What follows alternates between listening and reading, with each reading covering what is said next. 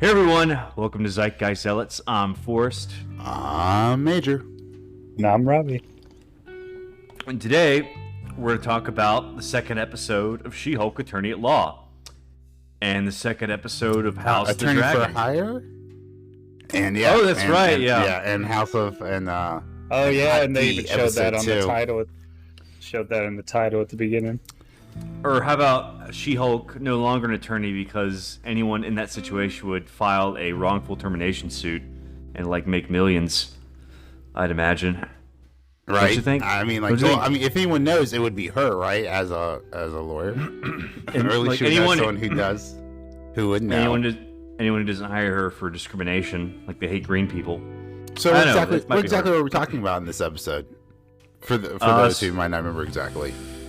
So basically, Jen got fired from her job, and she was unemployed and depressed for all of 5 minutes, and then she got hired to do another job. She got fired from her job for saving. Well, the trial that she was gonna quote unquote win, right? Got a mistrial because she saved the jury, right? So they came back in a record time and voted in favor of her, and so they did a mistrial, and they just figured that's always gonna happen because she's a superhero, so they let her go. Right, so she loses her job because she's a superhero. She mopes around. We'll talk about that for a second. And then she gets a new job. That's how long it lasted, a second. Yeah. But while she was moping around, I just wanted to point out that little Wolverine Easter egg. Did you guys see that? I read about that, but it was so small. It was like a newspaper clipping that I think anyone would have missed it. I missed it when I was watching it, but I read about it afterwards. I caught it first time. Yeah, I didn't catch it when I was watching it. I was like, Kelly, look at that. She didn't care. She's just on her phone. Yeah. She does not. Now that I know about it, I still don't care. Is this first off? Wait, you don't care? Confirmation? This is definitely Wolverine. Is this how I would have introduced Wolverine, quote unquote, introduced Wolverine into the MCU? No. But it is a nice little Easter egg. It's an interesting Easter egg, but I don't know. I think it was funny that. I think any situation where someone bursts through the wall like the Kool-Aid Man would result in a mistrial, regardless if there's a She-Hulk involved at all. Yeah, especially if it's just low blood sugar, right? I know the writers. Trial. It was she arrived to the wrong courtroom, right? So it had nothing to do with it at all. She's trying to get She's trying to get to the DUI or the was it the Department of Motor DMV? The DMV with the wrong building. I'm just trying to register my license plate. Yeah, and resulted in a mistrial anyway. But yeah, it's I don't know, Wolverine. We'll see. Look how radically they're doing, how radically they're changing Namor. Everyone was excited about Namor, but that's gonna be Ew, who's excited about Namor? Here's the thing. Comic fans. What? The 1% of comic fans who like Namor? Even the Family Guy fucking rags on Namor, right? Let's be honest, there are better superheroes out there to make movies out of. I don't know why you have to make a Namor movie. Namor was the first Marvel superhero, though. I think he debuted in 1939, so he was older than Captain America. Well, yeah, and the Model T was one of the first vehicles. I don't think we should bring that back into style. I know it's cheaper. We get better. That argument doesn't hold much water because Batman came out in 39 or nice pun. 80, 90 years ago. Thank you.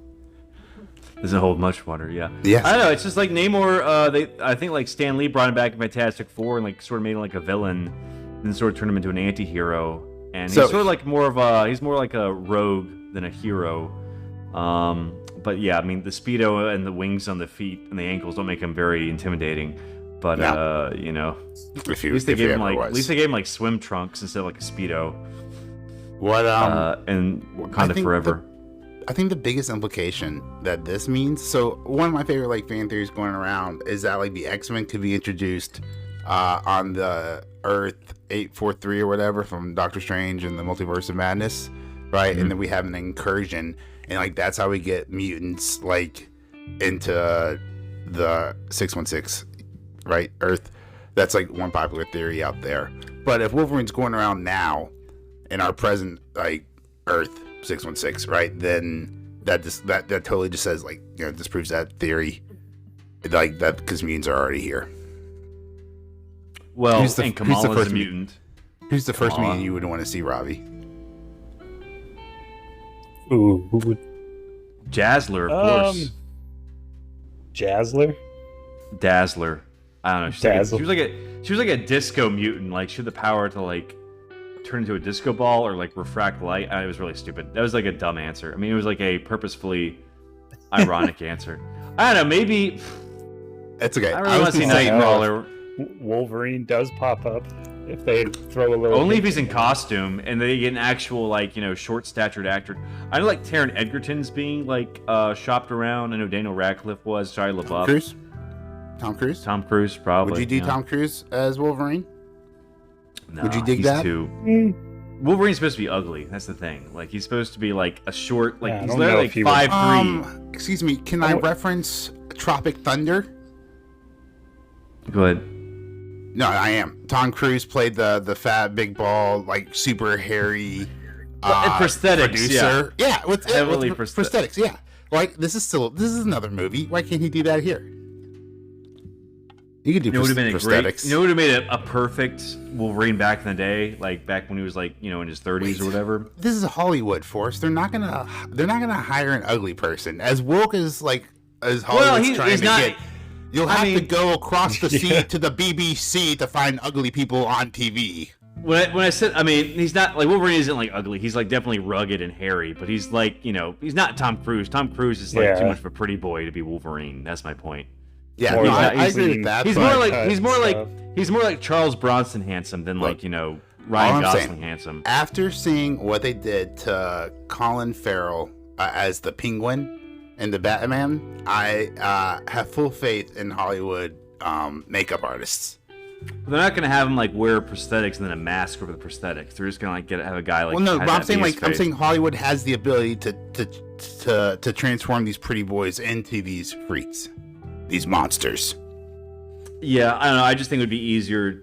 They probably want someone younger because Tom Cruise is like his late 50s. So I imagine they want someone like in their 30s because they want them to play the role for like 10 or 15 years. Maybe like early 40s. I think the guy they cast Hercules is like in his early 40s, right? He's not too young. Are you telling me that you don't believe in your heart of hearts 10 years from now in 2032 Tom Cruise is still not going to be running around trying to jump off of airplanes in Mission Impossible 17? You know he's going to be doing this for 10 more years? We've got a solid 20 more years of Tom Cruise before he shifts into some kind of weird George Clooney kind of role in his older age. Ocean's 14, more toned down, which is going to come next. Yeah, I don't know, but anyway, my perfect cast would be Scott Conn. Remember from Ocean's 11? Great segue. I didn't even mean to do that. From like Ocean's 11 movies. Scott Conn. He's like 5'5" in real life, so like the stature, and he can grow really good mutton chops. So he would have been perfect. That's very important. Yeah. So if he just like dyed his hair black, and he's like the perfect amount of hair. Let me ask you this: if they cast someone who's over 6 foot tall, are you going to kill yourself? Are you going to boycott this movie? Are you going to die inside? I won't boycott it. I'll just be like, you're just doing the same. It's like I'm just gonna be disappointed. You'll just be upset. Yeah. I'm not mad, just disappointed, Marvel. I gotcha. Yeah. My answer is Mystique with 3 eyebrow raises. No more Mystique. I mean, no more Jennifer Lawrence. Mystique is not even like that big of a deal in the X-Men comics. She's like, a minor villain, but she was like way too like overexposed in the. Can I tell you what? I actually, on accident, I know we were going to be like tangenting this hard, but I've actually went through and just rewatched all the X-Men movies that are on Disney Plus, and you know what I gotta say? Way better than I remember. No, like first way two better. Were always good. Like the first 2 were good, and like my like dirty little secret, I actually kind of always liked Apocalypse. It wasn't great, but I always thought it was better than the trash people say it is online. But like Days of Future Past, I enjoyed it. Right, first class was pretty darn good. Well, I think Days of Future Past and First Class were always regarded as pretty great. I think Apocalypse was like just a disappointment because Days of Future Past was so good. Right. But I think Apocalypse was at least better. Was at least better than X-Men Origins Wolverine. Maybe it's just the cure rating. Like when I look back, like before I rewatched all these, when I look back, I was like, man, the X-Men the X-Men series had like 1 or 2 good ones, and then the rest were trash. And maybe like Disney's just doing a good job of gatekeeping just the good ones on Disney Plus. But I went and watched like the live action ones, and I was like, these are way better than I remember it. Yeah. Well, I think it's like just Last Stand, X-Men Origins Wolverine, and Dark Phoenix are like the bad ones, or like the really awful ones. What if Magneto shows up? I do like Magneto. I love Magneto, but what's Magneto without Xavier? Oh man, how it gets like so down to it when he took the metal out of that guy's blood. That was a pretty crazy scene. We ripped out Wolverine's skeleton one time. And then he uses like little flat platforms to walk out of there. Okay. Wasn't there a really... This tells you how much we enjoyed She-Hulk. Yeah.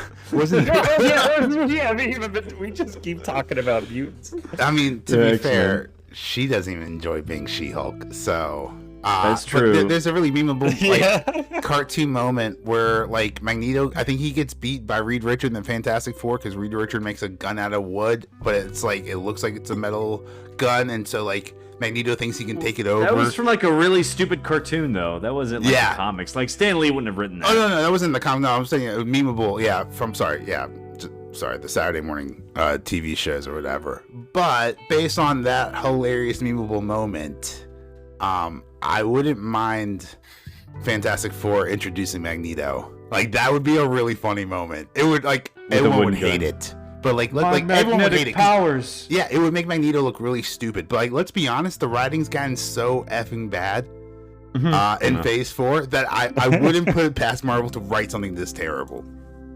He's gotta have the funny, my magnetic powers. Do it for the memes. I tricked you, Magneto. That gun's made of wood, and I just painted over with silver. Oh, okay. I'll just kill you now with a real gun. Anyway, yeah, because once you told Magneto, they haul him away in metal handcuffs. Put him in a squad car. I guess he was just so dejected that he stopped working his powers. But back to She-Hulk. So yes. First, let's talk about that awful family dinner.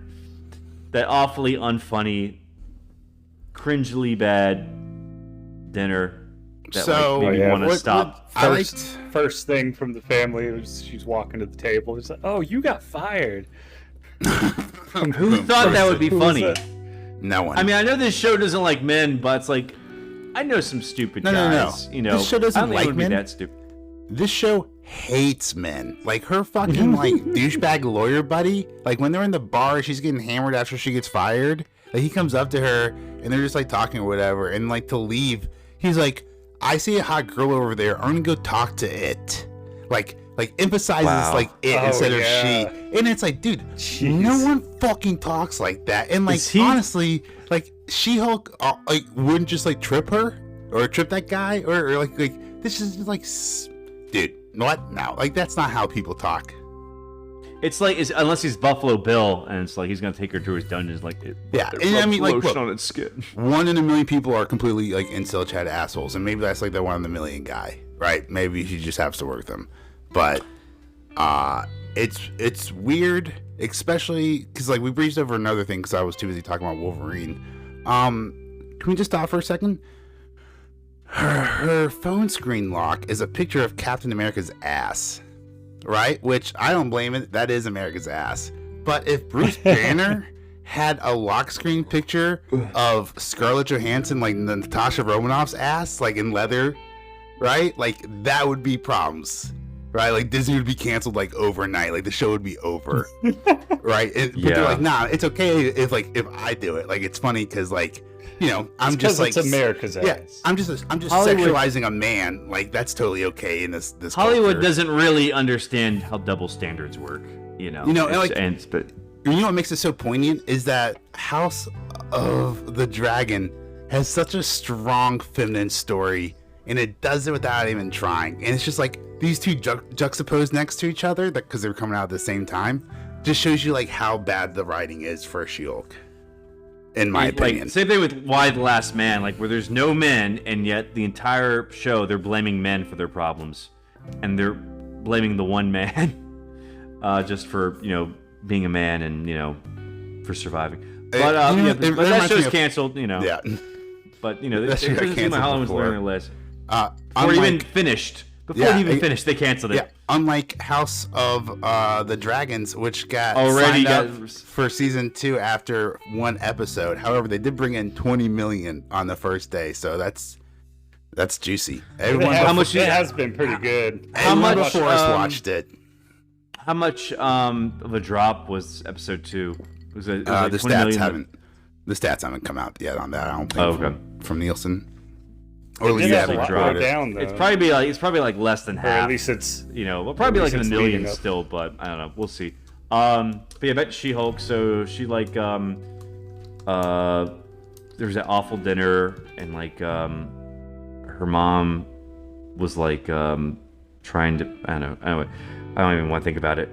But let's move on to the next scene. So she gets hired by the Holden Holloway guy, and she has to be She-Hulk the entire time. She's a lawyer now? Which is the opposite from the comics, right? So in the comics, she's asked not to be She-Hulk, and she's upset about it. In the TV show, she is asked to be She-Hulk and is upset about it.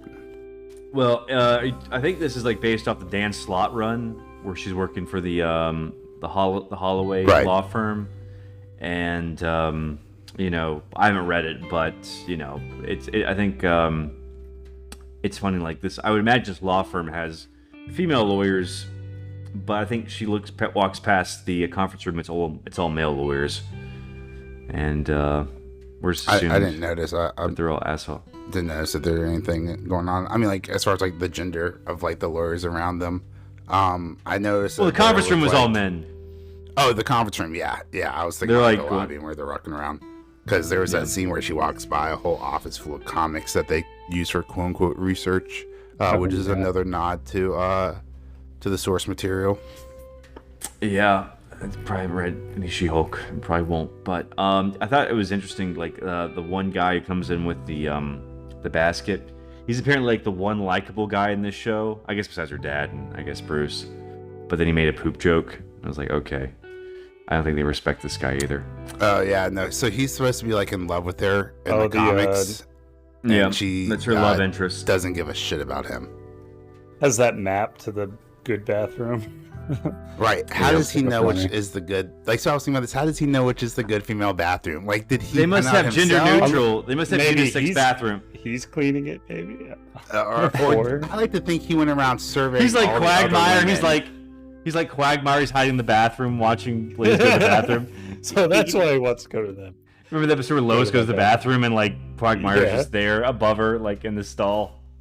Who else but Quagmire? I know the best places to poop. I got some videos I can show you. It's on Disney Plus. It's all over Marvel Phase 4. It's the best. Yeah, so it's like I guess they would have to have unisex bathrooms, otherwise that's kind of creepy. He would know that, but I guess he'll have more of a role going further. So I guess her first case is that she has to defend the Abomination, who we saw in Shang-Chi, but now we finally got to see Tim Roth. We finally got to see Tim Roth back after what, I think 14 years since he was in Shang-Chi. I mean, Tim Roth wasn't. Oh, good point. Touché. Was he the actor? It was just. Was he transformed? Yeah, I guess he can like go back and forth. He was in the recap. Technically, right is the best kind of right. Yeah. Well, he's finally back, and I think Holloway was like, "There's no conflict of interest. You can defend him. If you don't defend him, you have a job here." So she goes to meet him at the vault or the raft. What's the name of the prison? I guess it doesn't matter. But yeah, so he basically made the case. The writers don't know, so why should we care? He made the case that he was ordered to take super soldier serum, but I guess what he failed to mention was that he deliberately exposed himself to gamma radiation. So very colorful editing. Like, what a spin doctor. But I guess if I was locked up in isolation for 14 years, I would come up with a way to spin it too. Yeah, I'm wondering if he's really still evil and he's just trying to get out of prison. I love Tim Roth as an actor. He's got a plan. Like, I don't know who he is as a person, but like I'm like rewatching Lie to Me, at least the first season with my wife right now, and like he's so good in it. I know the show drops off like a rock, but like that first season's so good. Yeah, I mean, I don't think he's done anything since like Hateful Eight with Quentin Tarantino, but that was only like what 5 or 6 years ago. So he's still been doing stuff, but I don't think he's really been doing anything like just sitting on the sidelines waiting for them to make a Hulk solo movie. Whoops. Yeah, well, at least I guess he'll be like, I've seen in the promos he has a more accurate Abomination appearance. He has like the creature from the Black Lagoon ears or whatever, and yeah. So I'm wondering if the leader or remember the guy from the last Hulk movie with the big brain, right. Or like his brain started to get big after the blood dropped on his head. The actual character, the leader, capital L. Yeah, which I realize is just Stan Lee was just like, all right, I need like a green Hitler, and I can't use the Fuhrer. We'll just translate that and just call him the leader. The leader. Fuhrer means leader. A leader. And Fuhrer means leader in German. So I always thought it was kind of weird. Well, hey, this man's got superpowers. What should we call him? Superman? Genius. Well, it's like, did the word superhero come from Superman? I'm not here for class in etymology. No, I believe it came from supercalifragilisticexpialidocious. Okay, you're talking about a movie that came out in the 60s now. So many anachronisms going on tonight. Speaking of anachronisms, we saw in episode 1, or some of maybe episode 2 as well, a lot of Sicarian artifacts that Hulk shouldn't have, right? Like, we saw that helmet. Thank you, good sir. The helmet he wore on Sakaar, right? But he wasn't wearing that when he left, so that implies, 1, sloppy riding, like we've been saying the whole time, and that might still be true. But 2, he could have gone back at some point to retrieve the helmet, and maybe this is related to it. Well, it's kind of like the fake. It's like the fake Infinity Gauntlet in what the. You think it's a replica? You think Bruce? You think Professor Hulk made a? Well, it's just like they'll just make up an excuse. They'll just make up an excuse because they had the Infinity Gauntlet in the first Thor movie, and then Thor Ragnarok they had to which say is like fine. It's fake. Make an excuse as long as they pay a good writer in Hollywood to make up a good excuse. Yeah, I think it's basically they'll never address it. Well, no, I think like the ship that picked him up had the helmet, so he didn't need to like leave with it, and he didn't need to go back. But didn't they show the helmet before that ship showed up, or was it after? No, I don't think so. I mean, you mean like in the ship there? You mean in the ship there was a Sakaran helmet? Right. That's what your theory is. That's what you're saying. So my theory is like the ship that made them crash, that ruined Jen's life. Mm-hmm. Brought him that helmet. But like by the time it gets like Avengers Secret Wars, it's gonna be like normal for her to be She-Hulk at this point. Yeah, I mean it's gonna be normal for her to be She-Hulk by the time this series ends, unless there's no character arc, which might also be possible. But we might get some kind of explanation here, or do you think that we're not going to see Bruce for a couple of? Do you think they just wrote Bruce out of this series? I think they wrote her out. I think they wrote him out for like the rest of the season. Yeah, I think the last episode there's going to be a tease for World War Hulk, which nice. It's gonna be vastly different from. I don't think I've read it, but it's gonna be vastly different from what we know as World War, because they already did like Planet Hulk in Ragnarok. So are they going to like redo Planet Hulk when he goes back to Sakaar, or are they going to just do World War Hulk? I don't know, we'll see. It's going to be like a inferior version, but I haven't read either of those. Anyway, so she's talking to Abomination. She agrees to defend him, and they think she thinks she has a case to get him free or get him on parole. And we find out that he's been writing to Bruce while he's been in prison. Don't cross that yellow line. Yeah, or nothing will happen. That yellow line. Or nothing will happen. Just a bunch of alarms go off or something. Yeah, apparently that was not. Remember this? Yeah, that's what you call setup and no payoff. Yeah. You want to talk about that, like Chekhov's gun, right? They also, for a second, I thought they were going to do some clever writing and kind of like make a subtle nod towards Silence of the Lambs, like with the situation, like going back to like the bad guy to try to learn more or whatever. You know, they were talking about like eating like the beans or whatever, baba beans, and exactly. She made the Silence of the Lambs reference, and then she was like, "Oh, what's the Silence of the Lambs?" And I was like, "Oh, that wasn't a subtle nod. That was a pop culture reference." Marvel, you got me again. Yeah, it's pretty low hanging fruit. Like, you know, if you're visiting someone in prison, can you not think of anything else besides Silence of the Lambs reference? But you know, so. Trying to think. So she talks to Abomination, and he apparently has like 7 wives, or like 7 other women he's been writing to. I'm wondering if one of the women he's been writing to is. That's what he said.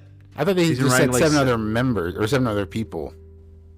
I think they might have said women. It's like a lot of women like who are crazy write to prisoners. Right, because they want a man who won't cheat on them, I guess. Well, damn, I was kind of hoping he was writing to the Thunderbolts, like he was going to get out and he was going to form the Thunderbolts. I was hoping, but like, that would make sense if it was all women.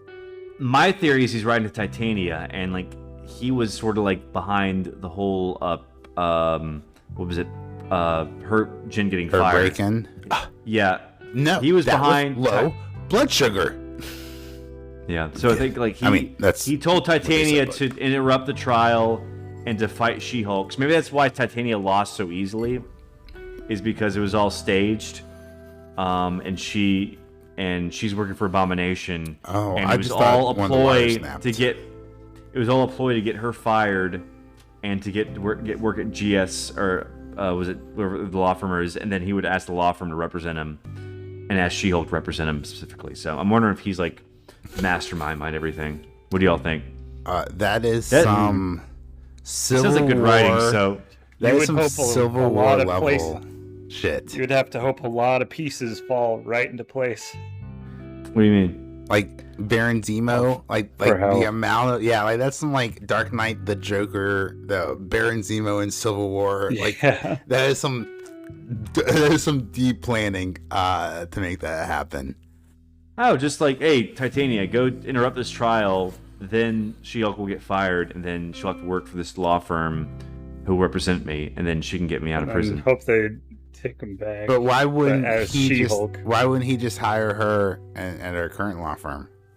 Because she's a prosecuting attorney. Oh. So we had to get her fired so she would become a defense attorney so he could get her to represent him. So it's all part of the plan. Plus, this way you can get Daredevil, who's a prosecutor, right? And this is get Daredevil to go against She-Hulk in the courtroom. Well, Daredevil's also I think a private practice. Although I think in the Charles Soule run, he does become a prosecuting attorney. So they could do that, but I think he's typically a defense attorney, or usually represents the little guy. I'm wondering if he's gonna, because I know he's gonna be in the show, and I'm wondering if they're gonna go up against each other for Abomination or a different case. I mean, he's wearing like the old costume. Abomination would wreck Daredevil. I mean, like Abomination when he's like on the stand. Oh, he's gonna wreck Daredevil on the stand with like his gamma logic. I can hear you're lying. I can hear your regular heartbeat. Oh wait, you're an Abomination. I have no idea what your heartbeat sounds like when you're telling the truth or when you're lying. You can't say that because Daredevil would give away his identity. Although I have a strong feeling they're gonna do the Out storyline from Brian Michael Bendis' run when they do Born Again. That's basically where the tabloids reveal that Matt Murdock is Daredevil. And sort of destroys his life. Yeah, it's sort of like they did Born Again sort of with season 3, although I think in Born Again he got Matt Murdock disbarred, but that didn't happen in season 3 because he wasn't a lawyer that season. Man, a bunch of great hallway fights in that series. Yeah, it was like a prison fight, which I thought was okay. I wonder if they're going to do that in Born Again. So I wonder if they're going to bring back Stephen S. tonight. But I mean, I know Feige's a control freak. He's like he's more worried about like how it's going to tie into Avengers than he is about like making like a good standalone show. Well, I mean, that's So, his I job. don't know. His job is to make sure all the puzzle pieces fit and to hire his people job who will should make be making good shows. His His job should be to hire people who make good shows. Which I he think he's been failing he interferes with that, so he like, well, this has to tie into Avengers 17, you know? Right. It's like, who cares? I mean, at least Moon Knight was 17. Definitely like, you know, as disappointed I was with Moon Knight, at least it was more standalone. But like, I think he might have pushed for like more of the spectacle and more of the mysticism of Moon Knight, which I think Moon Knight works best as like more grounded, like Daredevil.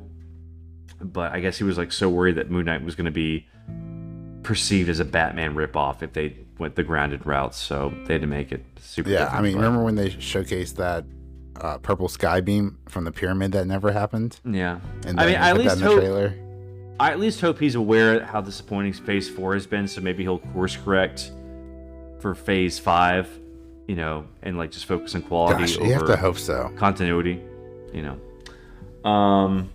But you know, I mean, like even like you know, every Marvel phase has been mostly mediocre anyway.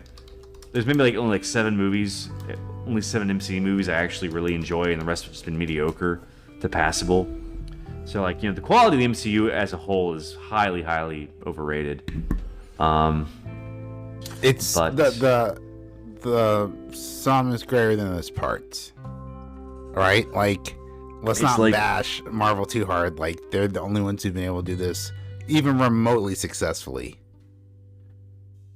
And like what they have Fast and Furious, incredible. Fast and Furious is successful, but it's not good. Then Harry Potter is successful. Yeah, but like those are like Transformers 5, Transformers 6, Fast and Furious 7, Fast and Furious 8, Harry Potter Part 2, Part 4, right?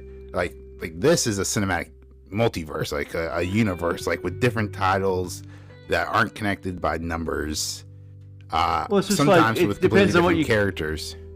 It's just like, do you care more about continuity or do you care about like, the individual films being high quality? Like, I care more about just the individual films being high quality. I don't give a shit about continuity. I agree with that, but I think continuity is the easiest thing to fix, right? Like, there should never be a continuity error when, like, Disney, with its market cap, with its buying power, should be able to hire some YouTuber, right, and pay them $50,000 a year, plus they can do their YouTube gig on the side, right? And just, you know, just run through the script and maybe catch like the time error at the start of that Spider-Man movie, right? Like that's like it's out there. This is just laziness, right? Sometimes you write a bad movie, right? Like it's subjective. Like you might think it's good, you might think it's bad, you might think that's cheesy, you might think that's a corny line, right? Like it's, you know, art's subjective, but continuity is just laziness. You should always be able to catch continuity in the editing room. Well, it's like even Far From Home was like had continuity errors. Like everyone believed Mysterio, even though millions or thousands of people saw the holographic projectors. So that should have told them he was lying. And right, and they all had cell phones. Like they weren't all recording it. Yeah, like, everyone was recording. Yeah. How is that not shown? And time travel in Avengers Endgame was completely. I agree. The writing has been shit lately. Like just not good at all. Well, it's continuity. That's what I'm saying. Like the rules in one film don't apply to the rules in another film. So that's like continuity's being broken. You know. But anyway, so let's finish up She-Hulk, and then we'll talk about other things. Really, just like one more scene. So she agrees to represent Emil Blonsky, and then she gets home and she finds out that he already broke out of prison to fight in the fighting tournament from Shang-Chi. Dun dun dun. I was like, okay. Yeah, where was that comic? Continuity.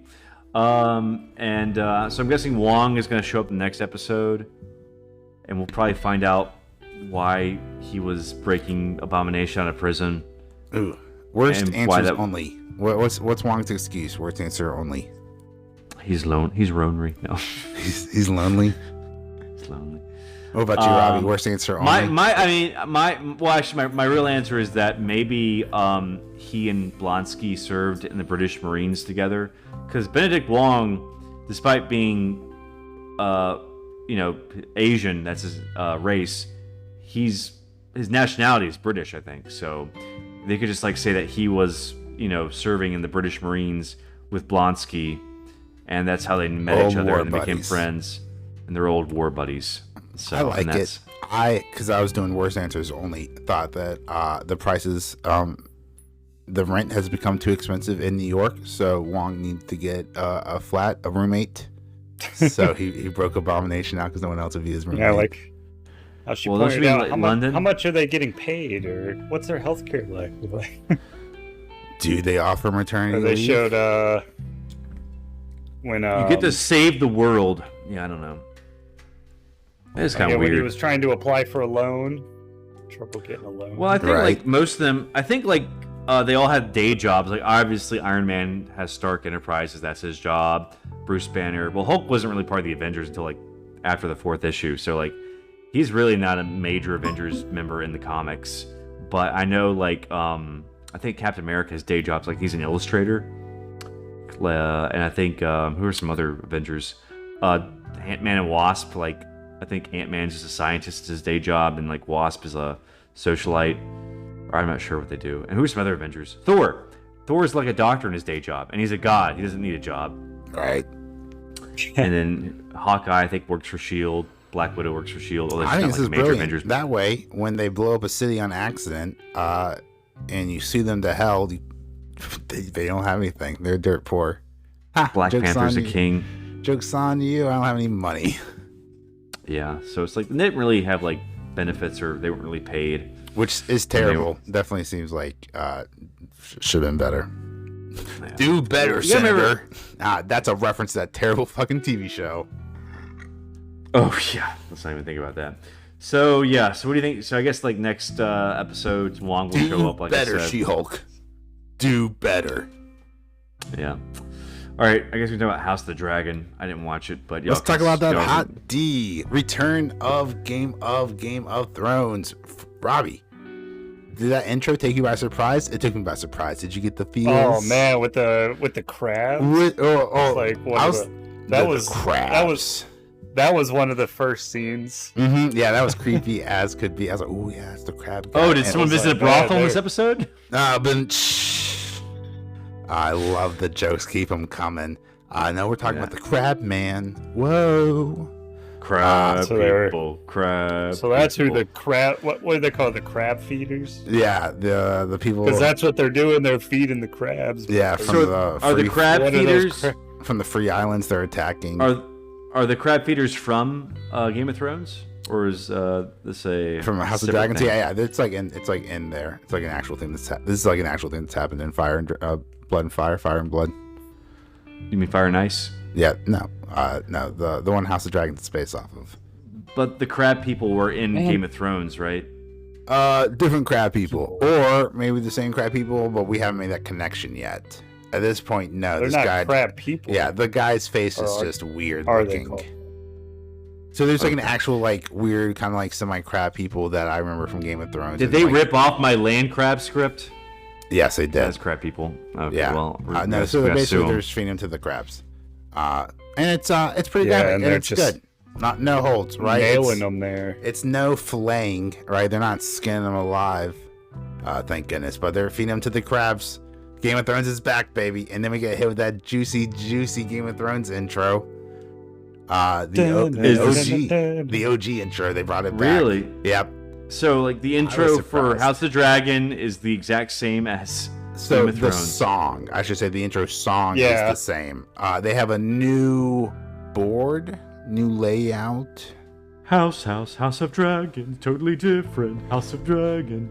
Hardy, you want this Not a cash hardy? grab, not a cash grab, Give not me a cash grab, Emmys. not a cash Give me grab, Emmys. not a Give cash me grab, not a Emmys. cash grab, not a cash grab, not a cash grab. So- Definitely Totally remember it more at the first. different. Yeah, for a person who has not watched Well, especially that the song. first Game of Thrones, you certainly knew a lot of that theme song. I told you I watched the first half of season 1. I watched like up to where the Eddard first half Stark's of head season cut off. 1. The first half of season And 1. I read the first book, so I guess I can finish season 1 at least. I read the first chapter of War and Peace. I know what I'm talking about.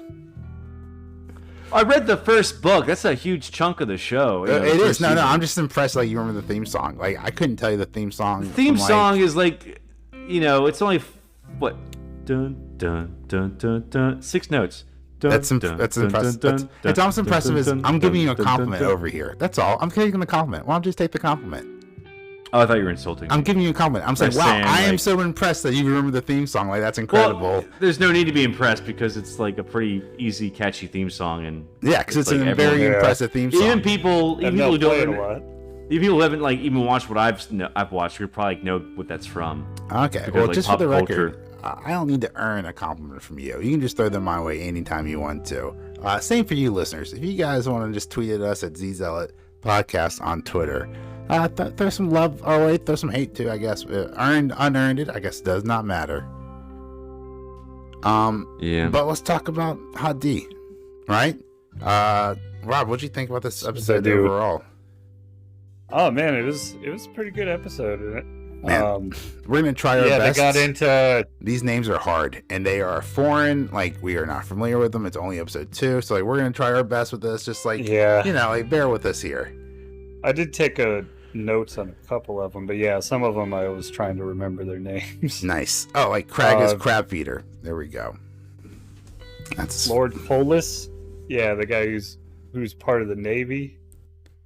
Yeah, he was telling them at the council that they to attack the Free City. Yeah, and that makes sense, right? Because like they're attacking his shit, and he's like, "Give me permission to like defend my lands," and they're like, "Nah, let's do some peace over here." Yeah, they're trying to play it nice, and then the princess says to, "Why don't we use the dragons?" Yeah, dude, she's so good. And they're like, "Keep serving my drinks." Shut up, woman who's currently about to become the queen one day. Yeah, but they're still treating her the same. Yeah. Very good observation. So she's trying to like prove her worth. And I think she does, as we'll talk about later. We'll talk about later. Oh, she's so good. Definitely stand out. What's her name? Millie Alcock or whatever. Just fantastic as Rhaenyra's. Yeah, and then she had to choose a knight or the King's Guard.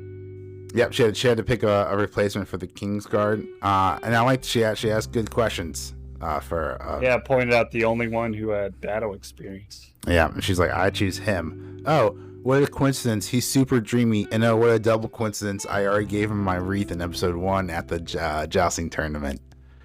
So I definitely would keep an eye on him because I'm sure he's gonna be hella important. Well, and she knocked the prince down. Right? Totally beat him. Good. Oh yeah, that's gonna come back to haunt him in a later episode. Sure. Yeah, like dude, like it just feels like a return to Game of Thrones. Like there's so much shit going on, and like maybe this episode didn't have like boobs or like a ton of like gore and like like a bunch of fiery dragon scenes or whatever.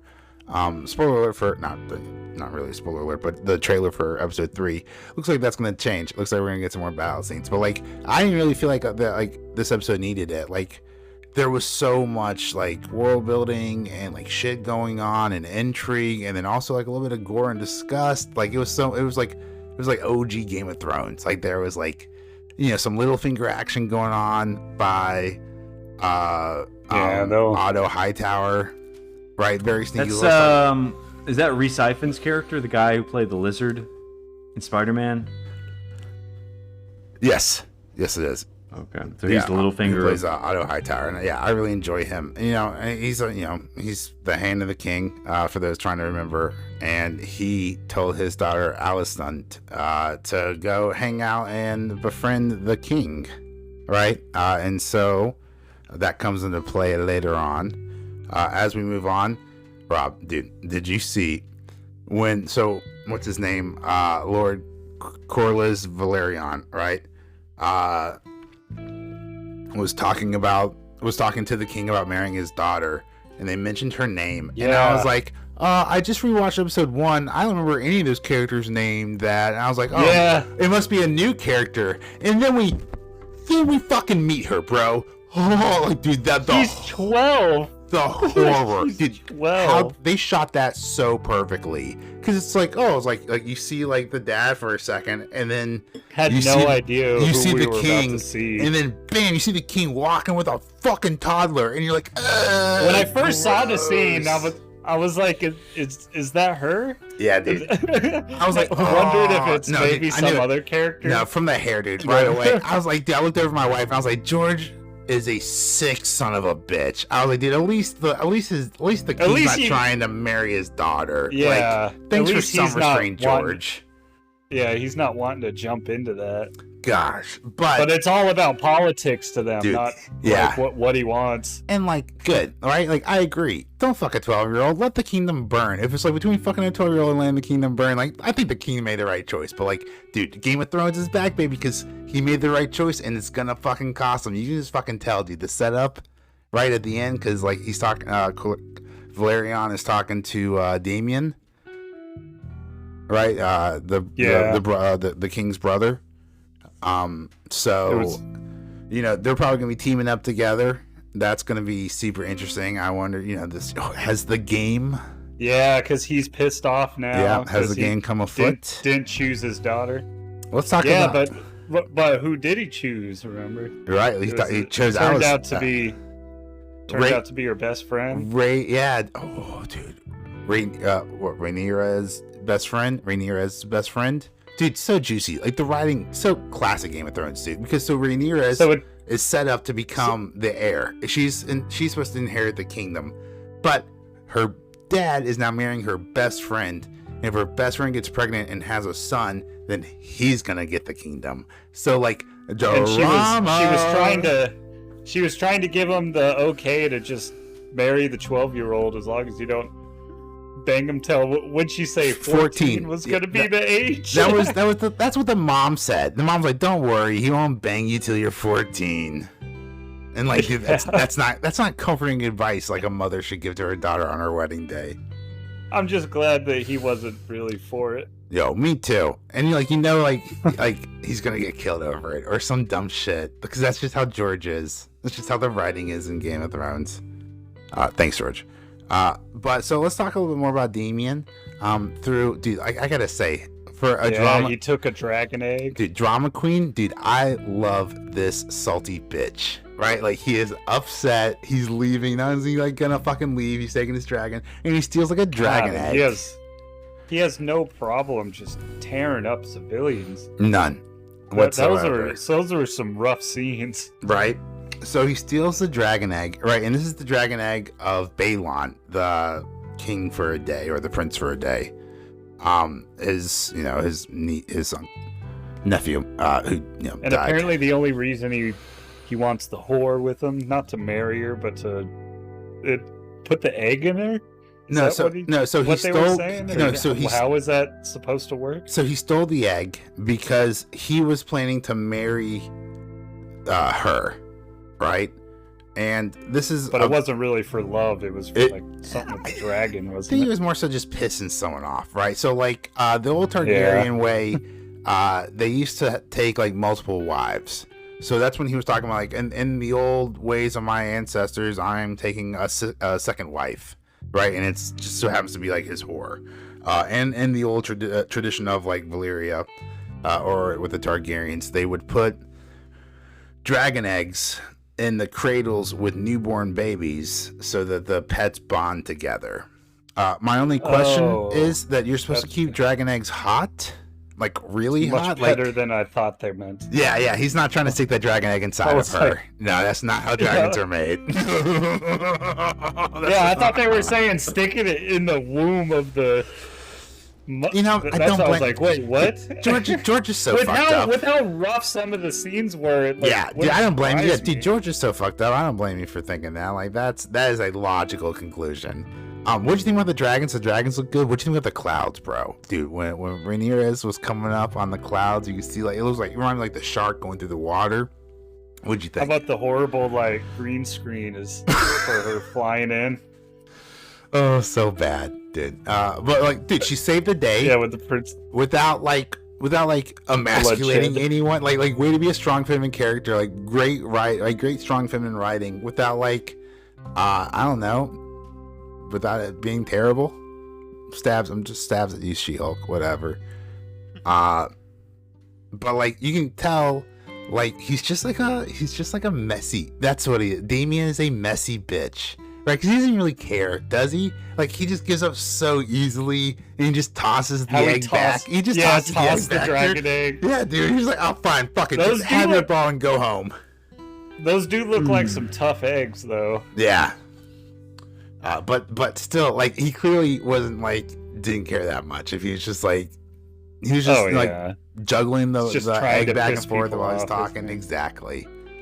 But overall, very excited. My wife loved it. She thought it was a really good episode. I'm into thoroughly enjoyed it. And I know Forrest was thinking about it being a cash grab, and it's 100% a cash grab. It's a cash grab. But you know what? As long as they're doing a good job. As long as the writing keeps up, they can shut up and take my money. In other words, a fry, which is also coming. Better Call Saul. Better Call Saul was the exact same thing. It was a prequel, and it was a cash grab, and but it turned out to be a really good show, and I'm sure this will be. I still need to watch season 6. I've watched season. Season 6. Robbie marathon that bitch. Season 6 it's not Netflix yet. I binged the crap out of it. That's I'm still awesome. Season 2. I gotta finish season 2, and then I'll probably move on to the next ones. But yeah, a lot of good stuff. All right. So, well, I'm very much looking forward to it. And I hope you guys are too. How many episodes are there supposed to be? Oh, that's a great question. For both seasons, both series. I mean, She-Hulk's 9, I think. Yeah, 9 for She-Hulk. And I imagine it's 10 for 10 for House of Dragons, 10 for the Hot D. Okay. Oh, 8.9 out of 10 on IMDb, 83% on Rotten Tomatoes, and a 90% on Google users. Let's see how She-Hulk's doing. Let's just catch up with She-Hulk real fast. Oh, yeah. It has a better Rotten Tomatoes. 88 on the Rotten Tomatoes. What's the users? 63% on Google users, and really? only 5.1 on IMDb. It's not doing too bad then. I can't believe it's Rotten Tomatoes so high. Out of 10. No, I meant like what's the user score on Rotten Tomatoes? Oh. Yeah, it's 60 something. Oh, the audience 78. Score? It's 78, yeah. Is that what it's called? It's 78 on Rotten Tomatoes, so it's a lot better on there. You can see. Oh, yeah. But like IMDb, it's 78. I think people have been like review bombing it, but yeah, it's definitely not 78. I give it like a 70. Yeah, I agree with that. A 7, a solid 7, maybe a 10 even. Yeah. All right. Well, I think that's all we have. I'll try to watch House of the Dragon sometime this week, and maybe I can participate in the discussion more. But I need HBO Max though. I'm just not in the mood to watch another or get another streaming service. But I could probably watch Primal. So. But yeah, that's our show. Maybe you want to plug our social media? Absolutely. No, I do, guys. Thank you so much for listening. We really appreciate it. What did you guys think about episode 2 of She-Hulk? What did you guys think about episode 2 of Hot D? Is it everything you wanted from Game of Thrones? It's probably better than what you expected. And it's definitely not peak Game of Thrones, but what did you think? Keep that story coming. Yeah, right? It's somewhere in between. That and, story it already got announced. It already got signed for season 2. So, just let the baby ride. Pay that $15 a month and find out where we're going with George R.R. Grossface over here. What did you guys think about the Crab King? Where is Damian headed next? And how the hell is She-Hulk gonna incorporate Daredevil, and will it be good? Let us know on Twitter at ZZealot Podcast on Twitter, and then we'll also I think we'll drop a link to our Discord in the description if you want to. Don't forget, in app you can rate and review the podcast 5 stars. If you think it's 5 stars, that would be awesome. If you liked the podcast and you want to like the podcast, we would really appreciate it. It helps the almighty algorithm push it out so other people can hear us talk about stupid TV shows with our stupid opinions. I appreciate it, guys. All right. I'm Forrest. I'm Major. I'm Robbie. And we'll see you next time. Thanks for listening.